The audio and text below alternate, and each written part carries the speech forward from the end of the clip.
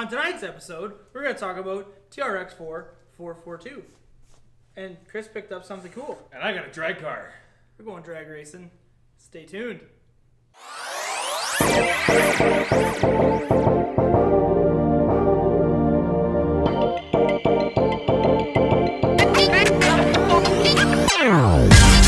Thunder out there. The RC Hobbies show airs every Friday, 7 o'clock on Facebook and YouTube.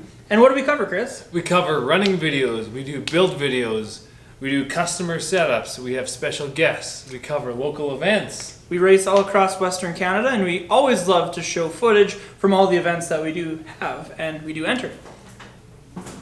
Welcome. Welcome. Episode 62. Ultra RC Hobby Show. He's Chris. Aaron. I'm Aaron, as he said. And yeah, we got some stuff to talk about tonight. We Some do. things, some stuff. We some got other cool things. Yeah, TRX-4-4-2 build, all the back end. Yeah, so if you checked out episode 61, Yep. This is kind of where we got to at the end of episode 61. So tonight we're going to show building the diff, getting the diff attached, Yep. and then we'll go from there. Yeah, see what happens when that, gets It's going to be make or break, really, at that point. Yeah. So that's later on this episode. Chris picked up something cool. What'd you pick up, Chris? The Traxxas funny car. Okay, a little bit of deja vu here. Yeah, I used to have this car. You owned this before, Yeah, right? I owned it before. Okay, so you just bought it back. I bought it back. Yeah. But what's different about it? Ooh, I put a little bit different power plant in it. So not the 2400 long can Not the anymore? 2400. Now it's kind of running a 2200 8 scale. So the same power plant that was in my XO1. So it's fast. Wowza. Yeah. So speed control's the same, I'm presuming. Speed controller is the Mamba Monster 2.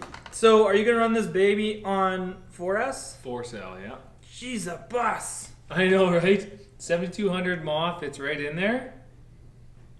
This is gonna be crazy. I'm really interested to see when we get this on some dry payment. Yeah. What goes down, right? Yeah, oh yeah. I just got it powered up tonight, so next time it's warm out, we'll get it out and we'll do some test passes. Yeah, on some dry payment. So Yeah. today it's raining / snowing / just about everything else. Yeah, just not very so, nice though. yeah, we'll drive it on a later episode. Stay tuned. That's crazy. I'm excited for this. I know, right? This thing's gonna haul the mail. And then on tonight, we didn't throw this in the intro. No. But we're gonna talk about how to properly center your Steering servos and properly center your servos all together, whether it's throttle, brake, steering, and the proper procedures to follow. So there you go. Let's get centered. Yeah, let's get centered. So I guess first things first, let's throw TRX-4-4-2 build in there right now. So parts here on the counter. Parts on the counter. Deebs is at the bench. He's got the handy dandy Milwaukee impactor. So we're gonna, he's gonna. Yeah. I'm gonna watch and supervise, make sure he does it properly. Does it correctly. Doing Even though it he's done this. We're doing it sans manual, so Yeah. I'm just going by memory. Even though he's done this about 1,000,000 times. So what we're gonna do today is build a rear diff, obviously, or a rear diff that's really We're building a front diff for the rear. So we're gonna walk through the parts that we do need for this. So first things first, TRX-4 axle housing. 8241. Yeah. Caster blocks, 8232. Portal drive housings. So you retain the stock portals. The only thing you do have to change is this back side because it's not going to be a lockout side. It has to turn. So we need the mounts We need to pivot. to put a steery part on there. Turny steery things. A turny steery part. We need some axle mounts. Yep. So these are going to mount the panhard bar and the shock and the link. We need 2 portal drive inputs, which are right here, and they come with pins and the new barrels from the universal. And then we need 2 different parts for the drive shafts. So make sure you go and buy a left and a right. So 8229 is the right and 8228 is the left. So the front has an offset pumpkin and it's different. And they also give you a set of the pins with the portal drives and with the shafts. So that means whenever you're replacing either of the parts, Traxxas wants you to replace those pins. Or they're at least going to give them to you. So that's pretty nice. We're good. So we're going to throw you guys on time lapse and Chris is going to start building that guy right there.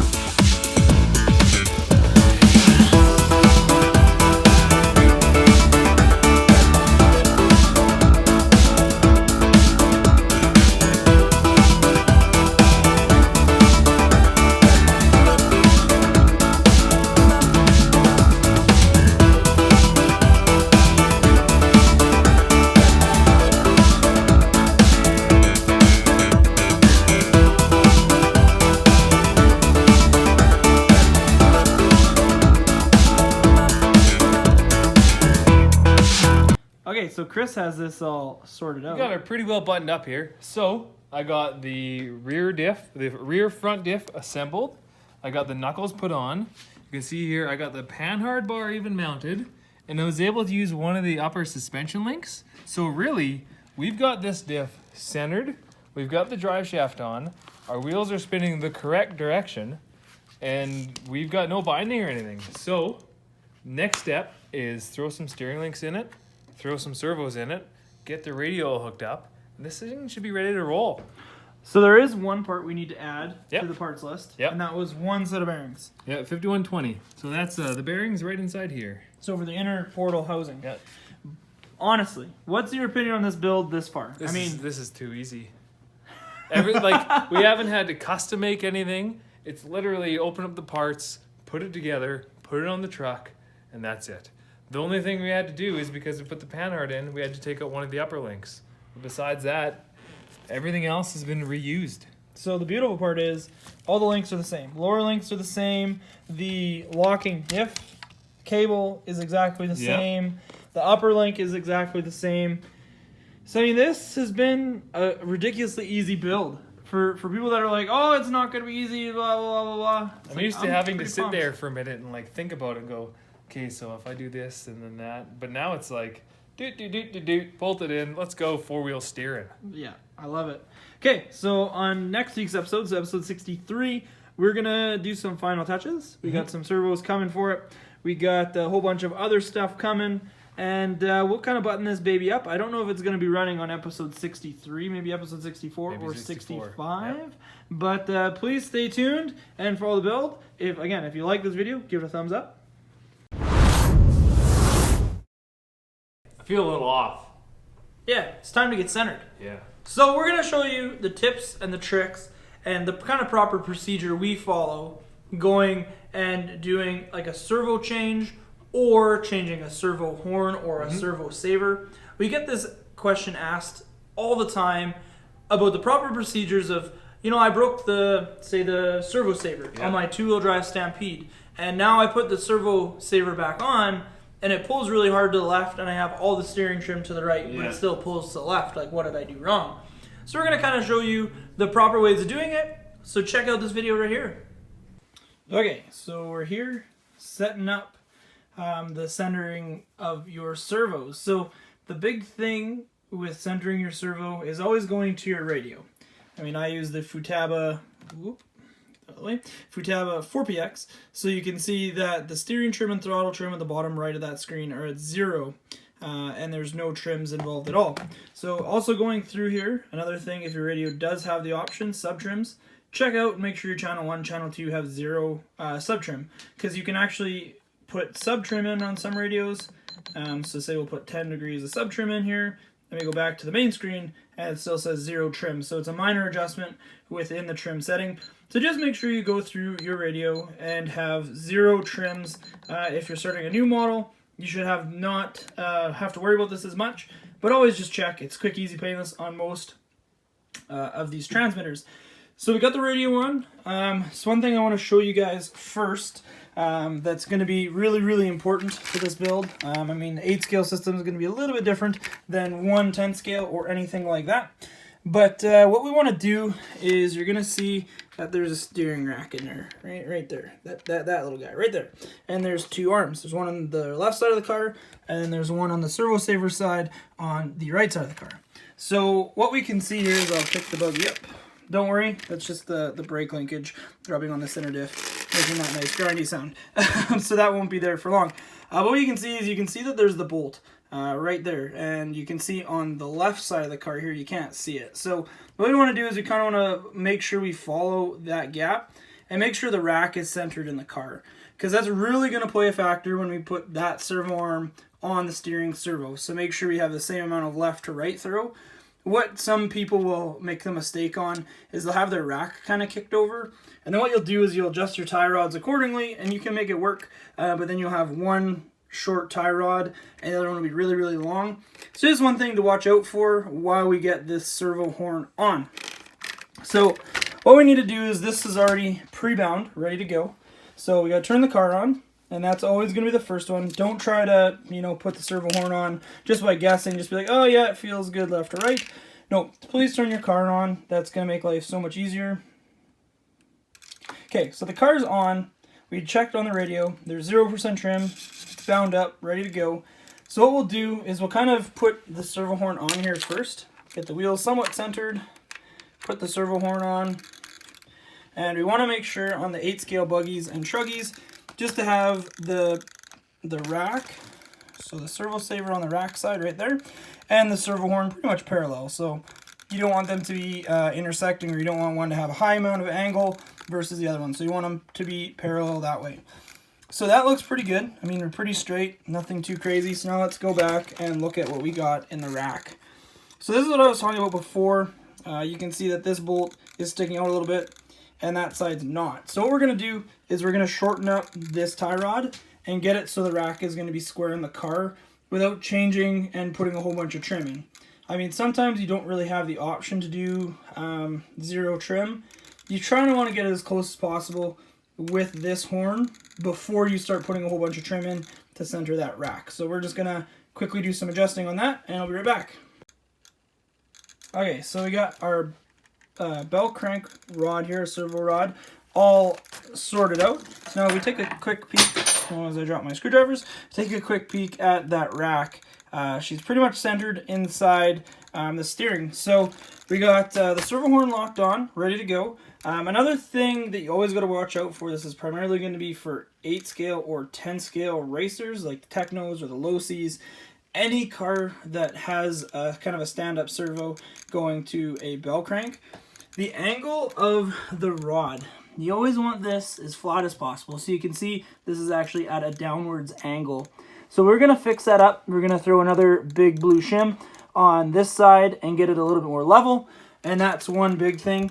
If you're doing this, say, on a Traxxas truck or anything like that, Stampede / Rustler, Bandit, 4x4 / the one thing that you always want to do is, like I said right off the beginning, you're gonna want to set all your trims to neutral or 0, and then you're gonna want to turn the radio on, the car on, and make sure you center this servo horn. So if you don't center the servo horn, what'll happen, especially if you kind of just guess, you're gonna have either, if you have a whole bunch of trim in your radio already. If you don't have a whole bunch of trim in your radio, you probably are going to end up with a bunch. You might actually end up with a car, say, turning really hard left, and you put all the right trim you can in it, and you still can't get your wheels straight. So that's one really, really big key step to doing anything with centering servos. You also want, especially if we're going to do the throttle brake servo, you always want to make sure that the slide is going to be completely closed. So you want to do it with the air filter off, just so you can see down the carburetor. And just make sure that the radio's on, the car's on, and it's going to make your life so much easier. If you guys have any questions about this video or any questions about this segment, throw them down in the comment section below. We'll be happy to answer them. I mean, next time we might do it on a Traxxas vehicle, make a little bit more sense to the Traxxas fans out there. But I thought we had my buggy sitting here ready to go. Might as well try and show you some tips and tricks, especially for the 8-scale, 10-scale racers out there or bashers getting into it. So these are really, really good tips to make sure that you don't get lost in all of the stuff that's going on. Tuning is one thing. Making sure your car is set up right the first time is really, really big, and big thumbs up. Well, I think that's the end, man. Yeah. So episode 62 came and gone. Yep. Hopefully you like the tips and tricks on getting centered. Yeah. And hopefully you like the progress on that 4-4-2 build. Yeah. I'm much excited. Yeah. So, yeah, keep following the build on Facebook and on YouTube. And if you're currently watching this on Facebook, make sure you head over to YouTube and check out episode 60, 61, and this episode to get the full build, and also to check out the description of the video on YouTube, because we will have the full parts breakdown on there as it increases or decreases to what we need or do not need, or need to add. So, I mean, big asterisks on that. It probably will get bigger depending on what we do Most need. likely will. But so far, it's been clean sailing, and we really haven't had much issues other than kind of what you saw in episode 61. So if you haven't saw episode 61, go back, check out what we did on last episode for TRX-4-4-2. Make sure you like, comment, and subscribe. Don't forget to share with all your friends on Facebook, YouTube, and Instagram. Yeah, and make sure you check him out on Facebook, YouTube, and Instagram, RC Deebs. And Snapchat for Ultra RC Hobbies. Yeah, don't forget that one. Also, make sure to check out the website. Yes. www.ultrarchobbies.com. And like I said, if you like this video, give it a thumbs up. And we'll catch you on the next one. Have a good night. Bye. Bye.